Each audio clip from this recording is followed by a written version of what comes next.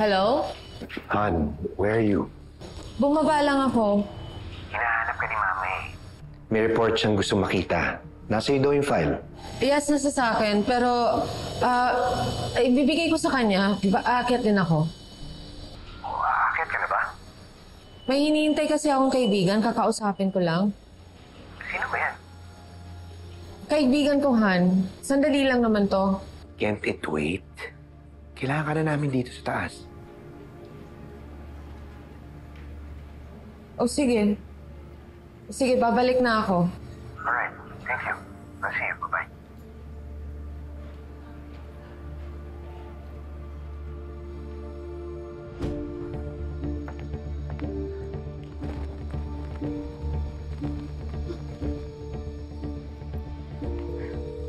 Hello, Jenny. Bumalik ka dito sa office. Kita tayo sa parking sa dati. Okay, sige. Bye-bye. Sumama ka sa akin. Saan? Basta sumama ka na lang! Aminin ko sa inyo. Sis! Di nga. Kayong dalawa, anong ginagawa niyo? Nagpapaka-Mr. Cupido para maaliw.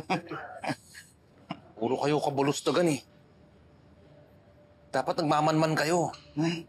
May namumuna ng mga away dito sa loob. Anong away mo? Grupo nila Jack laban kay Tigas.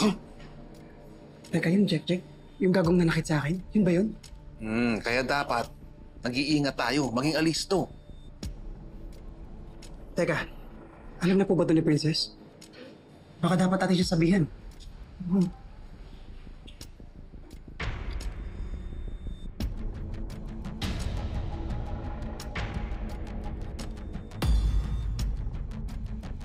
Saan mo ako dadalhin? Ilalayo kita dito. Ilalayo kita kay Charlene. Hindi ka niya pwede makita. Hindi ko na kaya. Hindi na kaya ng konsensya ko. Ano ka ba? Gumising ka nga sa katotohanan? Hindi mo ba naisip anong mangyayari sa'yo kung nagsalita ka? Sige mo ba papatawad ka nila, ipapakulong ka nila at madadamay pa ako?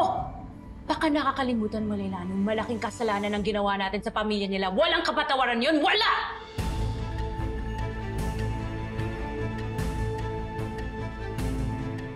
Sir, follow up ko lang po si Mr. Salazar. Okay, sure.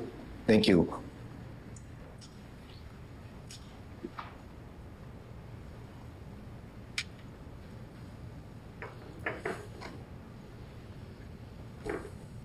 Han, may hinihintay ka ba?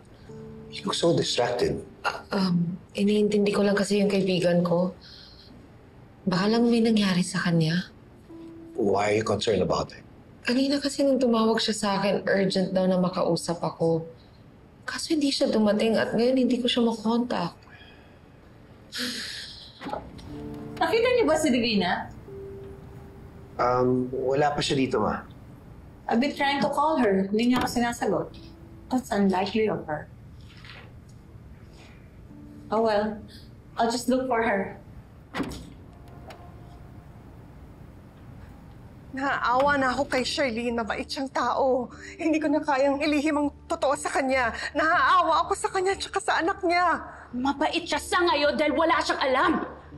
Sa tingin mo nga kung sinabi mo sa kanya yung totoo, magiging mabait pa siya sa'yo? Hindi! Hindi mangyayari yun! Ipapakulong ka nila, ilalayo ka nila sa anak mo. Gusto mo ba yun? Kailangan may bagong laya ka. Ayaw mo ba magbagong buhay? Ayaw mo ba magsimula ulit? Tutulungan kita, ako bahala sa'yo. Titira ka sa akin, bibigyan kita ng pera, trabaho, lahat ang kailangan mo para magsimula muli. Wag na wag mo lang sasabihin kay Charlene ang totoo. Hindi ka na pwede bumalik sa lugar na to at hindi ka na pwede magpakita sa kanya. Naintindihan mo? Ay ka na. Hindi ka na, bilis, bilis. Pumasok. Magtago ka dyan. Pumasok, bilis.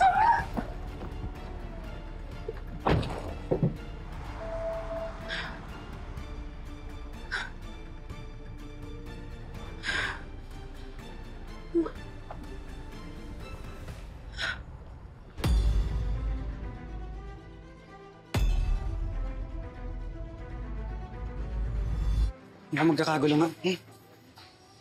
Kaya dapat sabihan mo na agad si Princess. Kami na magbabantay dito. Sige na. Princess! Xavier! Princess, takbo! Takbo! Takbo!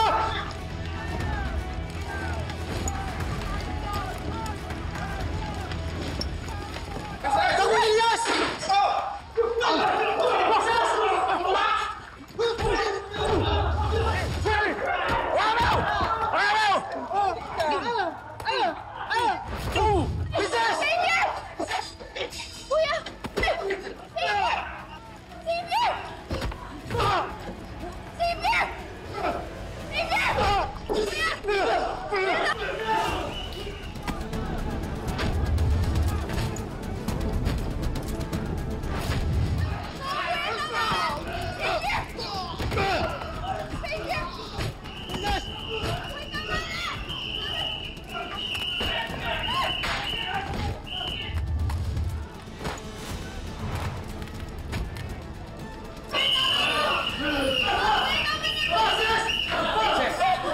Huwag kayong lalapit!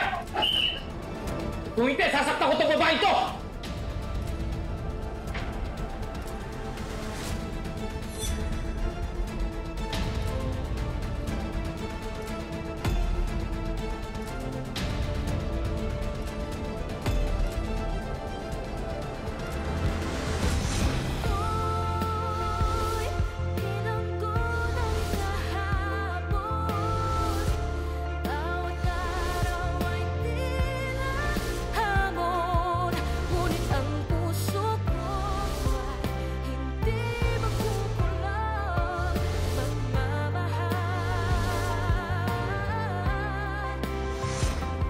Mas makabubuti sa ating dalawa, di na muna tayo magkikita.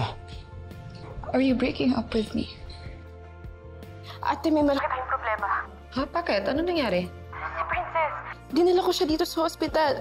Critical yung kondisyon niya. Oh my God, bakit? We will do our best, sir, but unfortunately, we have another hitch on the road. Yung blood type pa ni Princess, A positive. It's actually very rare. Kailangan natin si Divina para mabuhay si Princess. Sabihin na natin kasi yung totoo. Hindi ko naiintindihan ang sinasabi ko, Dado. Magpapatest po ako. Ako din! Kung mag-match kami, kahit ubusin niyo na po lahat ng dugo ko. Sir Dado? Leilani. Charlene, si Dado ang tatay ni Princess. May kailangan kang malaman, Shirley.